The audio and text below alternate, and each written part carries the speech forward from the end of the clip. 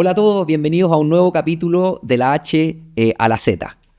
10 años es mucho tiempo. 10 años ganamos 2 Copa América, en 10 años pasó una pandemia y en 10 años también tuvimos acceso a la inteligencia artificial. Pero hay algo que no se mueve, que es la reforma de pensiones. Verónica Papich, ¿cómo estás? Muy bien, Juan, muy bien hoy día. Oye, para hablar de este tema y con toda esta introducción que has hecho tú, que es para pensar, tenemos una gran invitada el día de hoy. Ella es economista y es la directora directora de la Escuela de Gobierno de la Universidad Católica, Andrea Repetto. Hola, Andrea, ¿cómo estás? Muy bien, muchas gracias. Gracias, Vero, gracias, Juan, por esta invitación. Feliz de estar acá. Qué bueno, Andrea. Oye, entremos al tiro de lleno porque hace unos días conocimos el informe de la Comisión de Expertos de Pensiones. Lo hemos analizado mucho acá, lo hemos conversado con la Vero y creemos que hay varios puntos de acuerdo, otros de desencuentro. Tú has estado muy activa también dando tu opinión al respecto de cómo poder lograr un acuerdo en pensiones, pero nos gustaría saber un poco más tu opinión en profundo. ¿Cómo ves este informe técnico? ¿Qué tanto ayuda a destrabar eventualmente un posible acuerdo en pensiones? Un comentario previo, creo que es un poquito injusto decir que en 10 años no se ha hecho nada en pensiones. La PGU vino a cambiarle la vida a mucha gente. Son mucho más recursos de lo que estamos gastando hoy día, llegando a mucha más gente. Si eso pasó hace menos de 10 años atrás. Este es mi paréntesis.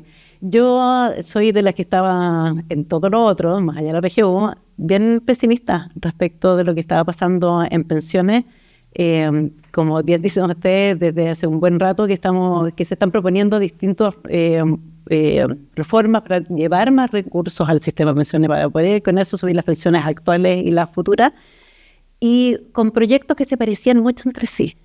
El proyecto de Bachelet 2 es muy parecido al segundo proyecto que entregó Piñera 2 al Congreso y que también tiene muchos elementos comunes con lo que está presentando hoy día el presidente Boric, y como que no convergen. Quienes apoyaron un proyecto dejaron de apoyar el siguiente a pesar del parecido y así sucesivamente con el actual. Había mucho desencuentro político en este tema. Y dado todo el tiempo que ha pasado, yo creo que es una gran noticia este informe de del grupo experto que convocó la Comisión del Senado, porque creo que estamos en días clave. Como que ya no hay más, si no lo sacan ahora como que ya quedó de nuevo para el próximo gobierno, lo que sería súper triste y lo que sería muy malo para quien quiera ser el próximo gobierno. Y lo que hizo este informe fue, tengo la impresión de que acordó muchos más puntos del diagnóstico del que estábamos dispuestos a decir de manera tan abierta antes. Por ejemplo, cuál es el problema de fondo de la competencia entre las AFP, la inacción aparece de esa manera. No hay desencuentros, como dices tú, pero yo diría que son desacuerdos en el sentido de cuáles son las rutas de resolución de estos distintos problemas que tenemos. Ponen arriba de la mesa cuáles son las tensiones. Si para este problema seguimos este camino o este otro camino, estas son las ganancias y estas son las pérdidas. Creo que fueron muy abiertos en ese sentido. Y ojalá no lo hemos escuchado. Los senadores no han dicho nada. No sé si les ha llamado la atención aquello. Solo la ministra ha hablado. Hay rumores nomás, rumores nomás. Y como que se fueron por otro lado, como que si la crisis y los homicidios detienen esto o no. Pero me imagino que lo están masticando y que por eso no han dicho nada al respecto todavía. Así que creo que estamos, como decía recién, en días clave y creo que esos días clave pueden llevarnos a cosas buenas. Andrea, porque tú dijiste en estos 10 años sí se ha hecho algo, la PGU es cierto, es un avance sin duda, pero desde el ciudadano común y corriente la sensación que tiene es que llevamos un montón de años, incluso más de 10, discutiendo sobre lo mismo y nunca se llega a un acuerdo. Entonces, tal vez que era, como dices tú, el momento de tener una reforma contundente, qué sé yo, a lo mejor también podría haber un mea culpa respecto del gobierno, de cómo se comunicó o de cómo se comenzó esto. Yo en alguna parte leí una columna tuya bien interesante que hablaba de que todo al mismo tiempo tal vez no había sido la mejor estrategia. Entonces, un poquito, a lo mejor que expliques ese punto de vista. Sí, a ver, yo creo que lo que hizo el gobierno con su proyecto inicial, el todo al mismo tiempo fue derogar el decreto de ley 3.500, es decir, vamos a cambiar el sistema completo. Y yo creo como una refundación. Hay motivos para cambiar muchas cosas y no te va a poder cambiar todas las cosas, pero a mí me parece riesgoso esa estrategia porque cuando tú quieres partir de cero algo que ya existe, se te van a quedar cosas colgando en el camino, no corres muchos riesgos. Y por lo tanto era mejor seguir dentro del decreto de ley 3.500, cambiar cosas bien específicas. La nueva cotización, cómo se entregan los beneficios de esa nueva cotización, para quién llegan, cuál es la organización industrial del sistema FP propiamente tal, quiénes son los actores, quiénes pueden entrar, quiénes no, lo puede ir haciendo dentro. Y en otra etapa en que yo creo que el gobierno se equivocó fue cuando consiguió aprobar la idea de legislar en la Cámara, en que de alguna manera entregó un poquitito de algo a todos y cosas que tal vez eran incluso contradictorias entre sí. Que los préstamos, el seguro para uno, el seguro de liquidez para otros, como que le respondió a todos para que todos le dijeran que bueno, pero... Y terminó en un cascarón vacío. Y eso es una reforma. O sea, ahora en el fondo, ahora está haciendo el trabajo de ponerle el contenido, un contenido más armónico, que es lo que de alguna manera... Que tenga música. Ahora. Pero más allá de eso, déjame insistir que en el fondo esta propuesta de reforma se parece mucho a la que aprobó en la Cámara cuando el presidente Piñera ofreció esto de haber sido como el 2019, haber sido después de 20, después del estallido social, y al mismo tiempo muy parecida a la vida que ha propuesto Bachelet por ahí por el 2017. Con Rodrigo Valde. Gracias. Andrea, vamos al tiro de lleno al punto más conflictivo, que creo sin duda es el destino del 6% adicional. Tú has estado involucrada hace mucho tiempo, no solo en temas de pensiones, sino también de finanzas públicas. Entiendes la importancia de que seamos responsables con el financiamiento de estos beneficios. Para la gente que nos está escuchando, básicamente lo que se está discutiendo es cómo mejorar las pensiones hoy. Yo creo que hay un cierto acuerdo en los beneficios específicos. Ahí creo yo que, como bien decía Andrea, muy importante que se haya relevado a las mujeres de ingresos medios, que es donde más tenemos que focalizar la ayuda, pero la piedra de tope es cómo financiamos esto. Se ha hablado de un préstamo, se ha hablado de reparto directamente, de 3 puntos fondo común. Cuéntanos qué alternativas tú ves y cuál crees que efectivamente es más responsable desde el punto de vista fiscal y que al mismo tiempo logre subir las pensiones en el corto plazo. Sí, a ver, yo creo que el informe de la Comisión también aquí tiene muchas cosas valiosas en la manera en que lo plantea. Primero, separa lo que es la PGU que lo que es la cotización adicional. La PGU es para las personas, para evitar que las personas caigan a la pobreza al minuto de jubilarse. Y entonces, por lo tanto, tengamos una PGU que proteja a las personas de eso y que esté alineada con la línea de pobreza. Eso es un ámbito, se financia con recursos fiscales, es súper caro, es un montón de plata. De hecho, ellos también dicen algo en que yo estoy de acuerdo, no lo extendamos al 100%, dejemos el 90%, porque esos recursos los podemos usar para otras cosas. Y luego veamos la parte que proviene de las cotizaciones y separemos lo que son problemas permanentes del sistema de pensiones y de los beneficios que entrega y los problemas que son transitorios.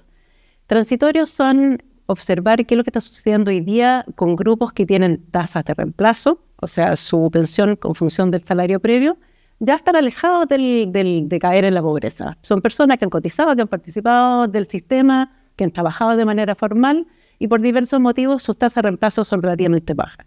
Y esos son en general dos grupos, las mujeres y los grupos del cuarto y quinto quintil, que son personas que tienen 25 o 30 años de cotizaciones y aún así tienen pensiones que son insuficientes. Ese es el grupo al que hay que tratar transitorio. Y lo permanente, el ejemplo que ellos dan, pero podrían ser otros, es las mujeres. Las mujeres tenemos una financiaría más alta que los hombres y si trabajamos lo mismo y ahorramos lo mismo, y vamos a tener una peor pensión. Entonces, ¿cuáles son los mejores elementos para cada una de esas cosas? Si es que decidimos que efectivamente vamos a apoyar a las personas que tienen tasa de reemplazo más baja, porque una alternativa sería decir, lo siento, ustedes les tocó esto y hasta aquí no vamos a olvidar de ustedes porque en algún tiempo más ustedes ya no van a estar acá. Lo que yo no estoy de acuerdo, pero podría ser una solución política, no hacer nada. Una solución es utilizar los recursos de los propios cotizantes. Y otra alternativa es usar recursos fiscales. Yo creo que al final pueden ser muy similares en el sentido que los dos son un impuesto. Los dos modos de financiar son a través de un impuesto.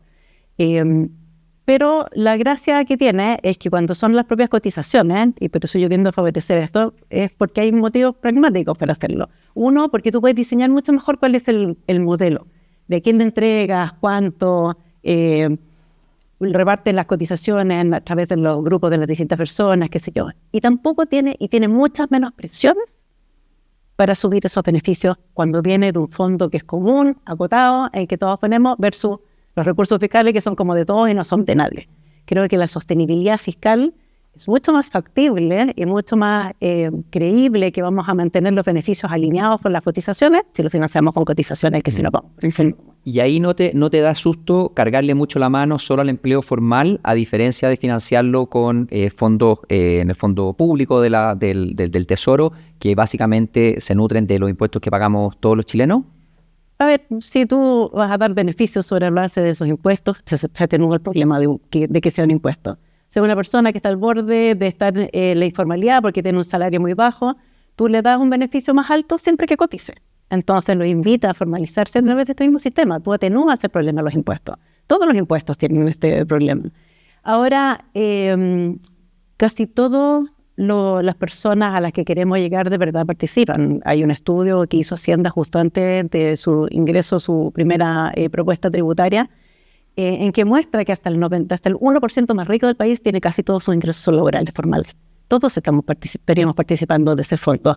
Entonces, distorsiones va a haber, no importa dónde lo hagas, pero aquí tú puedes jugar justamente con devolverle a las personas, según cuánto necesiten, según cuán próximo están en la informalidad, devolverles de modo de que atenuar ese problema del impuesto. Perfecto. Y eso no perjudicaría, que es un poco el comentario que yo escuchaba, no perjudicaría las pensiones del día de mañana. A ver, tú tienes que necesitar más recursos para hoy día y más recursos para mañana. Eso no hay nada que hacerle. Y si tienes un fondo dado y le das más a uno, le vas a quitar más al otro. Eso no hay nada que hacerle. Entonces, acá hay una cosa fina que hacer y que es un poquito la invitación que hace la comisión de expertos. Estas son las alternativas. Usted quiere dar un poquito más por acá, entonces quite por acá. Ajá. Esto es lo que le va a costar, de esto va a salir. Y hay que pensar en esos términos. O sea, si estamos disponibles a poner hasta 6 puntos de las cotizaciones, que son como algo menos de 3 puntos del PIB, entonces esto es lo que alcanzamos a hacer. Los jubilados del futuro van a haber cotizado más, van a agregar más a su fondo. Si podemos tener un sistema con mejores rentabilidades, también van a tener más. Es incierto lo que vaya a pasar en 40 años más, y es cierto la situación de las personas que se han esforzado hoy día, que le hemos pedido que se esfuercen, nos hemos obligado a esforzarse y aún así tienen bajas pensiones. De ahí la importancia, creo yo, de poner los objetivos y las tasas de reemplazo esperadas por sobre los instrumentos. Muchas veces lo hemos conversado aquí en Horizontal, que la discusión de pensiones se va directo a los instrumentos y no fijamos qué queremos, a quién queremos beneficiar y cuánto queremos mejorar las pensiones, porque como bien tú dices, Andrea, la plata no cae del cielo. Entonces es un tema bien, hay que ser súper responsable. Yo estoy de acuerdo con eso, porque la discusión ha sido 6006, 4224, Claro. 3. Ya, ¿qué haces con 3.3? ¿Qué haces con 4.2? El informe de la comisión hace distintos ejercicios de cuánto cuesta cada cosa. Entonces ahí está arriba de la mesa, decidamos cuál es la que nos agrada más o nos desagrada menos. No sé cuál es cómo está próxima. Tal cual. El plazo para tomar la decisión tampoco nos queda mucho más plazo. O sea, de partida el propio presidente puso, ¿no es cierto?, se fijó una meta, por así decirlo, un plazo para poder a votar esto en la comisión. Resolver claro. esto. Y ahora ya está la información real. Y ya está, exacto, eso iba a decir, y ya está toda la información, como tú dices, está el silencio también de los senadores, entonces toca, es la hora de patear la pelota y ver para dónde vamos, ¿no? Políticos tienen la pelota. Exacto, y además que las elecciones están a vuelta de la esquina, entonces se va a hacer muy complicado avanzar sobre este tema con eso ahí en el presente. Por eso yo creo que estos días son claves. Claro. Estos días son determinantes en lo que pasa en pensiones, me parece. Pero hablemos de las AFP. Hablemos de la AFP, de la vilipendiada AFP y bueno, también nosotros hemos sido muy críticos también en Horizontal del rol que han jugado la AFP, sobre todo en el rol comunicacional hacia los afiliados.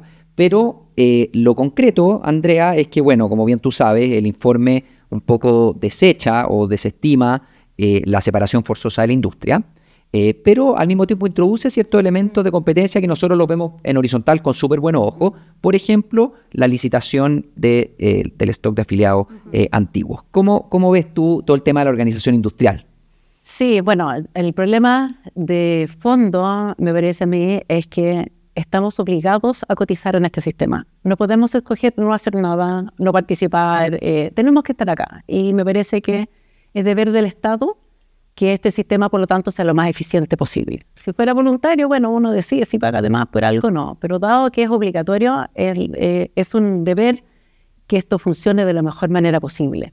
Y parte de eso son las comisiones, cuánto nos cuesta, aunque no afecte las pensiones, que se dice mucho, si bajan las comisiones no pasa nada con las pensiones, no importa, pasa con tu salario y pasa con la legitimidad de un sistema que es obligatorio. Es muy importante además eso. Y al mismo tiempo, entonces, necesitamos una industria que funcione lo mejor posible. Ya sabemos. O sea, si uno mira el diseño ex ante, uno tal vez debió haber adivinado que íbamos a tener problemas de competencia. Y nos lo viene diciendo mucha gente, Peter Diamond, Premio Nobel de Economía, ex profe de MIT, pues se lo nombro, que cuando las personas tienen que tomar decisiones en estos ámbitos, les cuesta mucho, la dilata para el futuro, no son tan importantes hoy día, pero pueden ser importantes para mañana, y en el acumulado de que todos hacemos lo mismo, tenemos problemas de competencia. Y hay que inducirla, y la hemos ido induciendo a través de estas licitaciones de los stocks de afiliados nuevos, las personas que recién ingresan al sistema, que para ellos es indiscutible que ganan porque no tienen fondos y solo tienen costos. Están recién partiendo, entonces el menor costo posible. Pero eso ayuda, pero no ha sido suficiente porque no ha permeado a la gran masa de personas que cotizamos en el sistema. Las licitaciones me parecen un buen camino, hacerlas más grandes, y hay que diseñarlas de un modo que sean efectivas, porque en el fondo es de alguna manera reemplazar esta inelasticidad, esta inacción de las personas con un mecanismo que empuje la competencia dentro del sistema. A mí me parece que la legitimidad del sistema en parte se la juega justamente. ¿Y tú crees que un gobierno como este estaría abierto a una posibilidad así? Sí, bueno, yo creo que sí están abiertos. Claro, querían otras cosas que con este informe de los expertos no va a ser tan fácil llevar adelante, pero yo creo que esto ya es un paso relevante y que hay que tomarlo. La reforma no va a ser perfecta para nadie, va a ser ok para todos. Encuesta rápida, ¿se han cambiado de AFP? No, pues nadie mira nunca. Yo no miro, en mi casa tampoco nadie mira. Yo no me he cambiado. Nací en eso. Yo no me cambié de FB, me metieron en la FB que estoy, en mi primera pega, y en ese tiempo era con un papelito, con un formulario en que iban a algún lugar con todo. Entonces, todo lo que trabajábamos en ese lugar, si en plan en ese minuto, teníamos exactamente la misma historia. Y te quedaste. No, pero cuando aprendí de pensiones, decidí ponerme a mirar y estoy en la FP que quiero estar. Igual preferiría que me cobrara menos. Perfecto. No le vamos a hacer publicidad acá, la no la va a revelar. Pero ha hecho un estudio, digamos, está perfecto eso. O sea, claro, pero de 3 personas que solo una se haya cambiado. Una decisión en conciencia. Yo no me he cambiado tampoco, pero estoy conscientemente en esto. Bueno, eso habla por sí solo un poco del problema de la inelasticidad de la gente. Si la gente y esto no pasa solamente en Chile en las FP. Esto es el problema del ahorro en todos los trabajos. Hay infinitos trabajos académicos con ahorro voluntario para las pensiones, que es más o menos lo mismo, porque tienes que tomar una elección y la gente se queda pegada o se muere. En primer lugar, ¿dónde te pusieron? ¿Dónde te pusieron? Además, no te pusiste tú solo. Oye, tenemos muchos temas. La Andrea es bien versátil, economista que se ha metido en muchos temas, muy buena. ¿Y te parece, Vero, que hablemos de otros temas? De todas maneras. Puede ser crecimiento, informalidad. Informalidad también habíamos conversado, que era un tema interesante, del cual tú también has escrito. Entonces también podríamos hablar de eso, contarnos un poquito. Tienes una columna hace poco, la leímos nosotros muy mateamente con Juan. Así que cuéntanos un poquito cuál es tu opinión del tema, dónde están las mayores trabas. Sí, la informalidad es un tema súper importante. A mí, yo trabajo también en temas de política social, si quieres ponerle mi lista de déficit pensional, todo es interesante. Cuando uno piensa en informalidad, piensa en vulnerabilidad. Por un lado, personas que están excluidas del mercado laboral, por sus condiciones de vida, no pueden acceder a un empleo formal, porque viven lejos de las oportunidades laborales, porque tienes que cuidar a alguien, no te queda mal, tienes que hacer alguna cosa en la casa. Sí, no todo es malo, también tiene beneficios, obviamente. Porque por otro lado también, claro, los beneficios son que tienes más autonomía, tienes más flexibilidad, manejas tu horario, aunque yo creo que cuidar y trabajar no es una tan bonita, pero bueno, es difícil. Y también está la gente que quiere alejarse de la regulación. Hay unas regulaciones que no le hacen sentido, hay impuestos que preferiría no pagar y una manera de eludir eso es haciendo informal. Entonces, como todo, un mundo que de por sí es muy heterogéneo. Después, cuando nos vamos a la medición de informalidad, la medición que nosotros tenemos es algo que se acordó con los organismos internacionales, no es algo que inventamos nosotros, está andando desde mediados del 2017, no conversa exactamente con lo que yo acabo de escribir. Entonces, cuando miramos los datos de informalidad, entre paréntesis, no sé por qué todo el mundo dice que ha subido. Sí, se no ha subido. El dato está así como constante está del 2017. Pegado en 28. ¿Sí?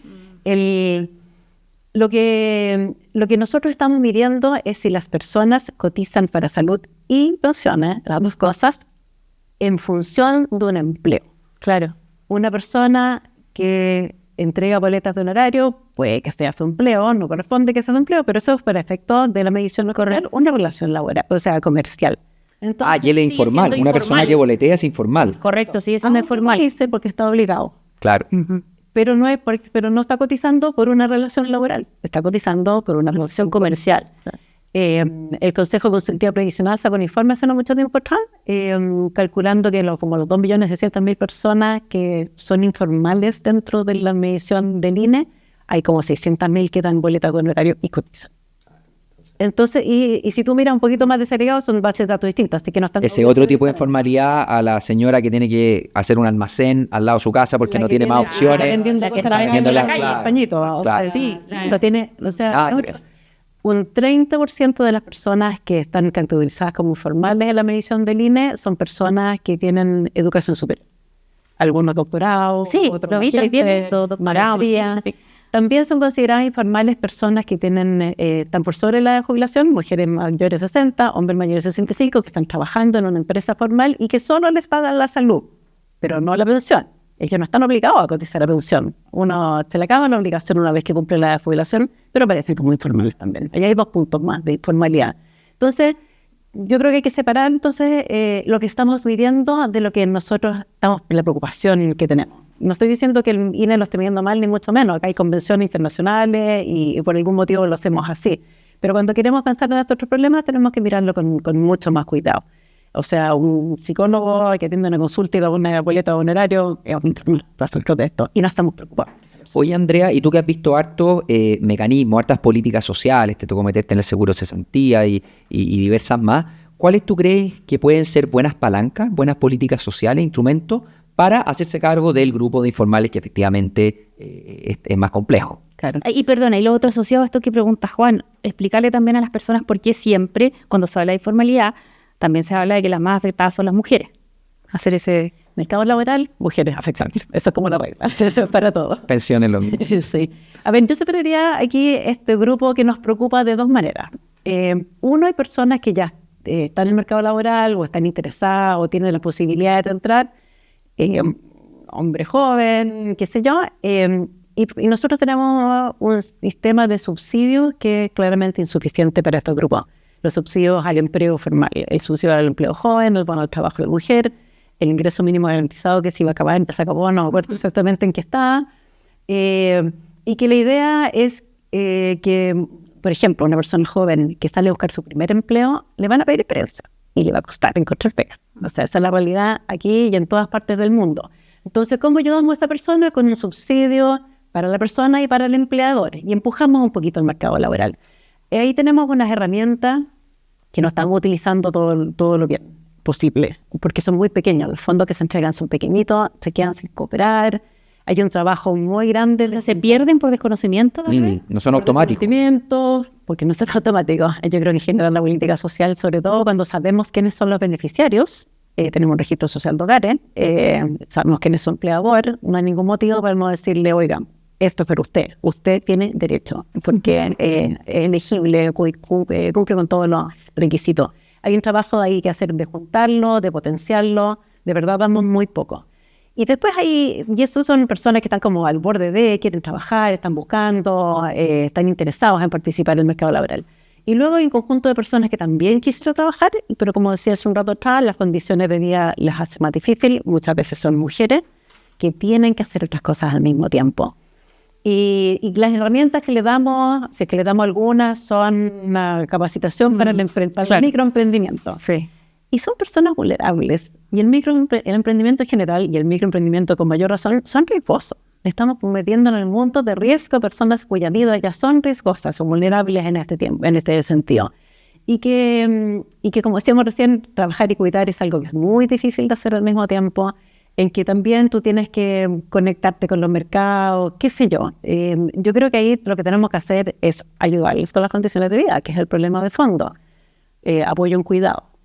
Están las culpas. A ver si quieres agregar a la lista de cosas. ¿Qué queremos un buen transporte público, una política social integrada. Todo eso hace que tus posibilidades de acercarte... Porque una vez más esa política pública no está pensada con perspectiva de género, porque estás mirando en lo que les sirve a todos y obviamente la realidad de las mujeres es completamente distinta. O incluso pensar con otro modo, la política social durante mucho tiempo se hizo donde los sitios eran baratos, simplemente. Y si había otras cosas alrededor, no era parte de la... Probablemente era barato justamente porque no había otro que no había, claro. Entonces hay que ir a reparar cosas que hemos hecho en la política social en el pasado. Andrea, nosotros cuando hemos visto este tema, hay un número que nos llama mucho la atención, que es la baja capacidad del Estado de Chile en comparación con los países OCDE en disminuir la desigualdad de mercado. Nosotros, por ejemplo, analizamos que el Gini, que básicamente mide la desigualdad de ingresos, antes de la acción del Estado, es decir, recolecta impuestos y paga subsidios, es alrededor de un 0,5. Y ese Gini es igual en Alemania y en Finlandia. Pero cuando viene la acción del Estado, que es básicamente cobrar impuestos y pagar subsidios, ellos reducen significativamente ese Gini. 20 puntos, 25, y nosotros lo reducimos 4 puntos, nada. ¿Tiene que ver eso con lo que tú estás hablando, con que tenemos subsidios laborales que son de bajo alcance? ¿O por dónde crees que pasa esta disfuncionalidad del Estado de Chile? Porque yo creo que ahí estamos en debe. A ver, eso mide transferencia monetaria, porque nuestro Estado entrega más en otros ámbitos, quizás. Habría que mirar la película completa. Pero si pensamos en transferencias monetarias, yo creo que el problema fondo es que tenemos un Estado muy pequeño. Tenemos un Estado chico que en 30 años no ha crecido. Y tenemos poca posibilidad de apoyar a la gente. Hubo un cálculo que hizo el Ministerio de Desarrollo Social durante la pandemia en que miraba cuánto gastaba en transferencias monetarias a la familia al año. Creo que el cálculo para el 2019, voy a tirar el número, puede que la memoria me esté fallando, pero si no considera las pensiones solidarias y las licencias médicas, el gasto anual era como 1.800 millones de dólares. Para darle una referencia, eso como un 0,nada% del PIB. Para el IFE, para el IFE universal, se gastaban 3.000 y tanto al mes. No estamos entregando. Piensa en las asignaciones familiares. La asignación familiar más pequeña son 4.000 pesos. El costo administrativo de los 4.000 pesos seguramente es 4.000 pesos. Pero cuando tú dices un Estado muy pequeño, o sea, ¿a qué te refieres? No tenemos fondos. No hay plata para hacer estas cosas. Entonces, claro, queremos ser más ambiciosos. Probablemente hay espacio para juntar algunos, hacer más potente este otro. Están como desperdigados muchos de estos subsidios también, y unificarlos ayudaría, pero no entregamos mucho plata, sí, de verdad la cantidad de fondos es muy, muy, muy pequeña. Entonces, no me extraña para nada que pensando en transferencias monetarias no hagamos cambios sustantivos en la vida de las personas. Claro, que esa sea la comparación. Claro. Y la pregunta del millón, ¿cómo llegamos más recursos fiscales? Porque ahí está la eterna discusión, ¿no es cierto? Más impuestos, pero eso también implica un frenazo a la economía. Tú misma hablaste, reconducir recursos fiscales que hoy en día existen. ¿Cómo ves tú más o menos ese mix de financiamiento? Asumo que la respuesta no es blanco-negro. Bueno, hay que hacerlas todas, yo creo. El pacto fiscal que tiene de todo un poco. Un pedazo que sea menos elusión, menos evasión, hay otro pedazo que tiene que estar con eficiencia. Hay que ir a buscar esas eficiencias. Se habla mucho de que cerrar los programas mal evaluados, pero cerrar programas a veces pasa por ir al Congreso también. Efectivamente.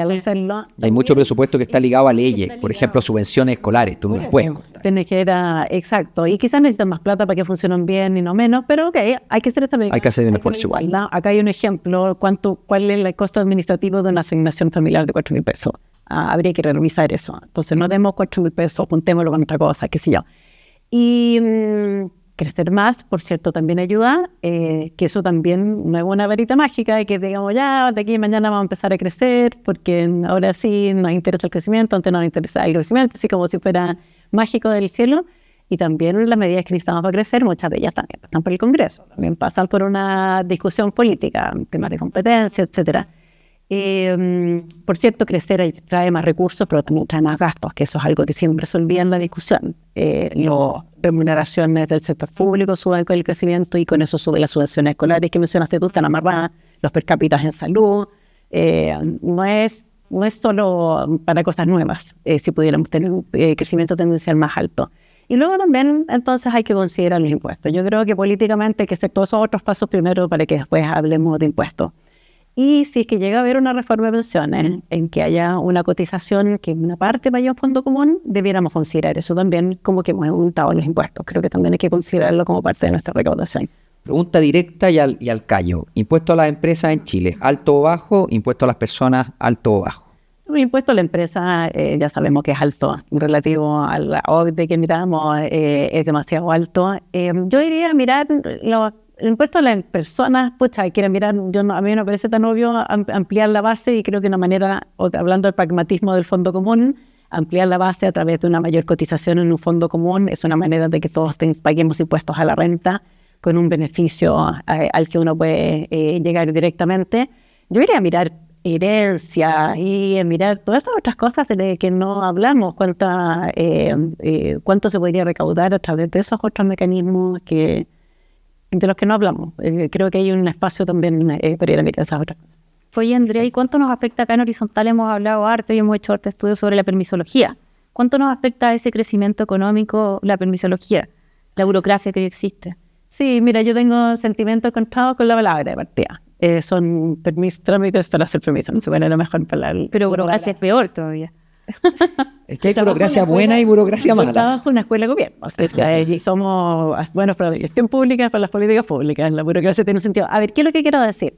Por cierto, han mirado los datos, hay estudios, la idea es que se pueden recortar a la mitad y pareciera que la mitad no es suficiente, pero creo que se nos olvida, yo no lo he mirado en detalle, pero creo que se nos olvida que muchas de estas cosas son necesarias y que cosas que hoy día y que en el pasado nos parecían aceptables, hoy día no. Hoy día tenemos problemas de cambio climático y de desastres socionaturales y hay cosas que no se pueden hacer en distintos lugares que antes sí se podían hacer. O sea, yo creo que se nos pasa un poquito la mano con echarle la culpa a los permisos, como que los permisos y los impuestos fueron lo que derribaron al país, ¿verdad? Y que ya no estamos creciendo por culpa de estas cosas.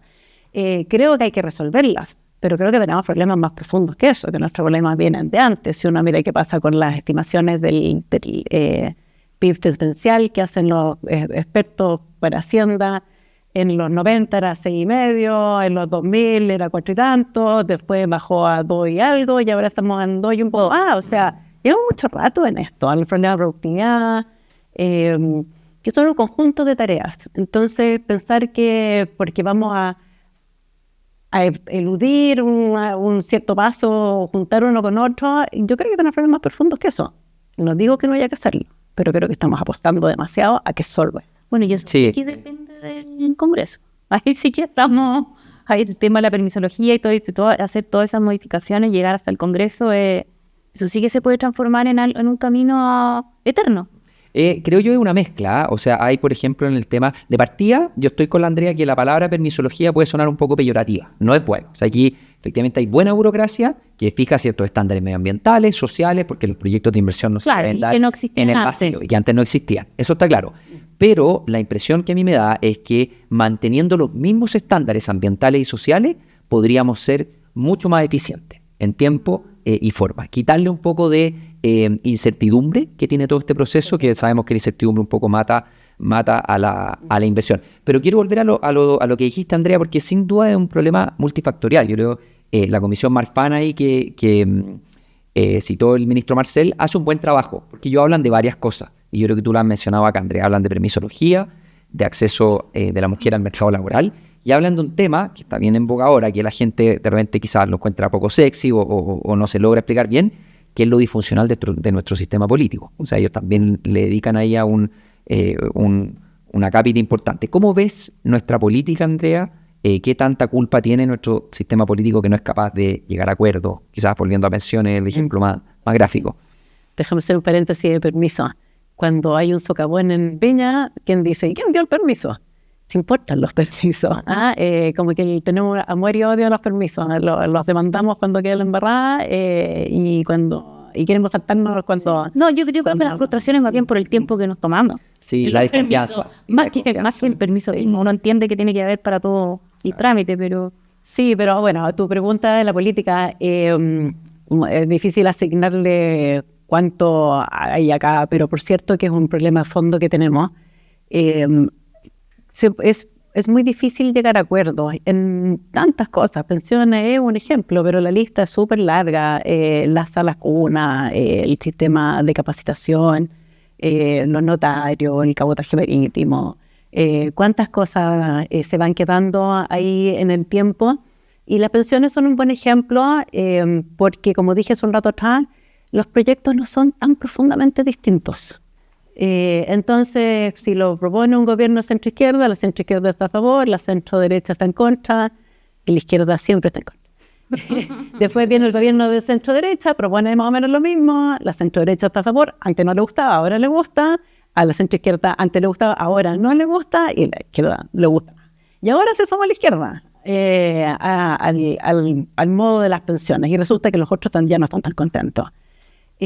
Importa quién te hace la propuesta y no cuál es el contenido de la propuesta. Y eso nos detiene. Hay tantas cosas por hacer en este país. En la lista que les acabo de hacer, las demandas sociales, lo que se expuso de alguna manera, que quedó en evidencia con el estallido social, y aún están ahí dando vueltas. Se nos acumulan problemas, se nos acumula la lista de espera, se nos acumula el déficit en vivienda.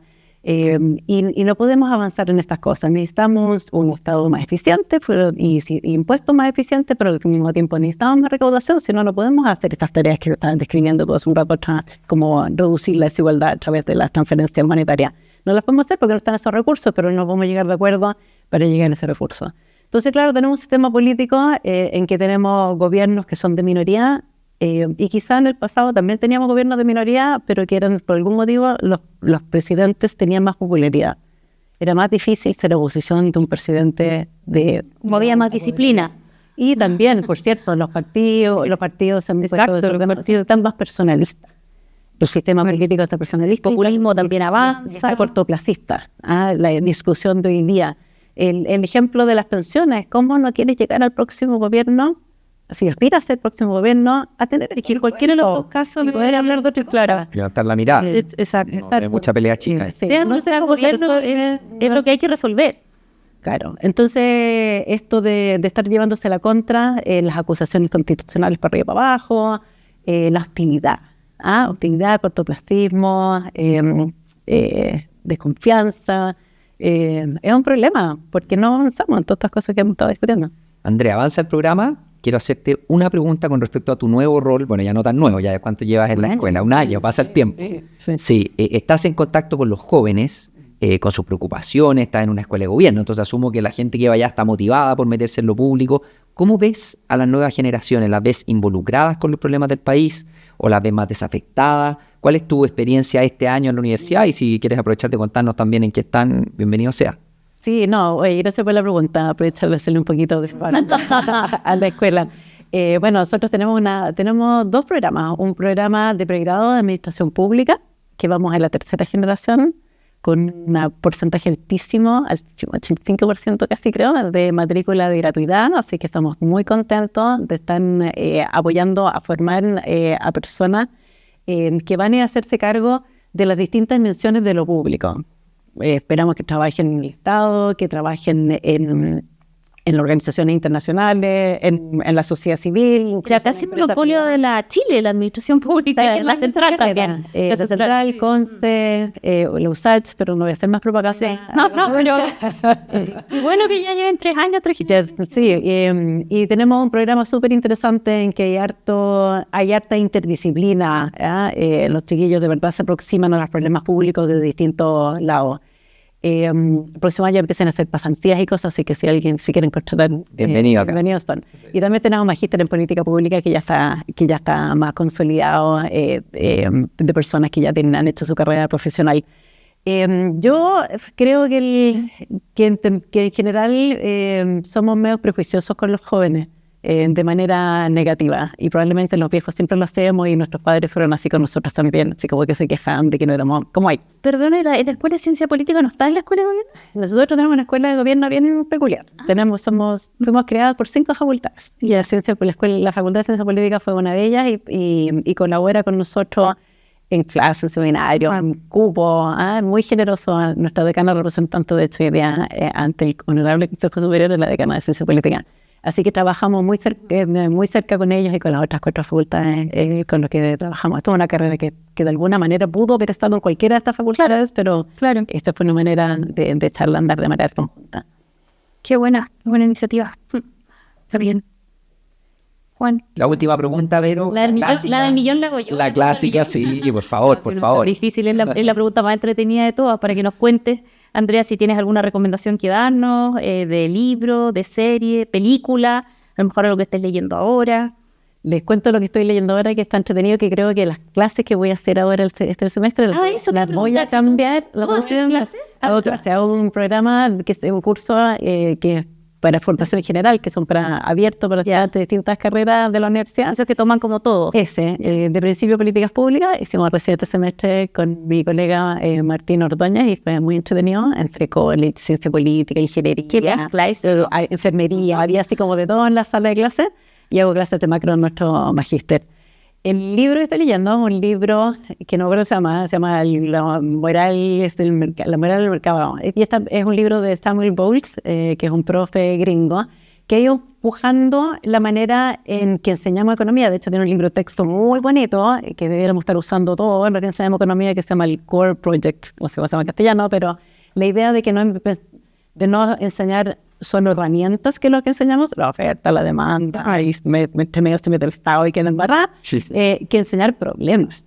Y el problema de la migración, el problema del cambio climático, el problema de desigualdad, el problema del crecimiento. ¿Qué tiene que decir la economía para estas cosas?